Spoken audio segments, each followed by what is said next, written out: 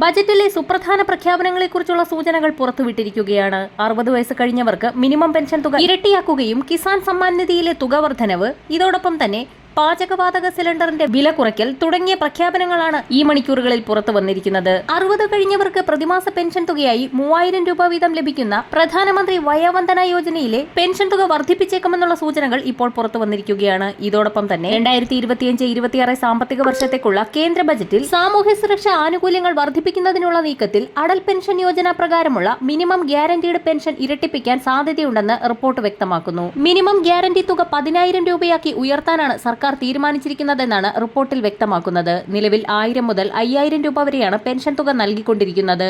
Minimum pension തുകയിൽ വർധനവുണ്ടായാൽ അത് രാജ്യത്തെ ദുർബല വിഭാഗങ്ങൾക്ക് കൂടുതൽ സാമ്പത്തിക സ്ഥിരതയും ഉറപ്പാക്കാൻ വഴിയൊരുക്കും. ഇതോടൊപ്പം തന്നെ രാജ്യത്തെ കർഷകർക്ക് പ്രതിവർഷം 6000 രൂപ വീതം ലഭിച്ചുകൊണ്ടിരിക്കുന്ന PM കിസാൻ സമ്മാൻ നിധി യോജനയിലെ തുക വർധനവ് പ്രതീക്ഷിക്കുന്നതായും റിപ്പോർട്ടുകൾ സൂചിപ്പിക്കുന്നു. പ്രതിവർഷം 6000 എന്നുള്ളത് 8000 വരെയാക്കി ഉയർത്തുമെന്നാണ് റിപ്പോർട്ടുകൾ വ്യക്തമാക്കുന്നത്. പുതിയതായി രജിസ്റ്റർ ചെയ്യുന്ന കർഷക ഗുണഭോക്താക്കൾക്കും ആനുകൂല്യം ലഭ്യമാകുന്ന രീതിയിലായിരിക്കും പുതിയ പ്രഖ്യാപനം. 5 സെന്റിൽ കുറയാത്ത കൃഷിഭൂമിയുള്ള കർഷക ഗുണഭോക്താക്കൾക്ക് 2000 രൂപ വീതം അക്കൗണ്ടുകളിലേക്ക് എത്തിച്ചേരും. ഇതോടൊപ്പം തന്നെ കേന്ദ്ര സർക്കാർ ജീവനക്കാരുടെ 8ാം ശമ്പള കമ്മീഷൻ നിലവിൽ വരുമ്പോൾ കോളടിക്കുന്നത് പെൻഷൻകാർക്കാണ്. 186% വർധനവ് വരാൻ പോകുന്നത്. അതായത് നിലവിൽ 9000 രൂപ പെൻഷൻ ലഭിക്കുന്ന ആൾക്ക് വർധനവിലൂടെ കിട്ടുക 25,740 രൂപ വീതമായിരിക്കും. ബജറ്റിൽ സാധാരണക്കാർക്ക് സാമ്പത്തിക നേട്ടമുണ്ടാക്കുന്ന ആദായ നികുതി അടക്കമുള്ള ഇളവുകൾക്കും സാധ്യതയുണ്ട്. ഇത് സംബന്ധിച്ചുള്ള പരോക്ഷ സൂചനകൾ പ്രധാനമന്ത്രി തന്നെ നേരത്തെ നൽകിയിരുന്നു.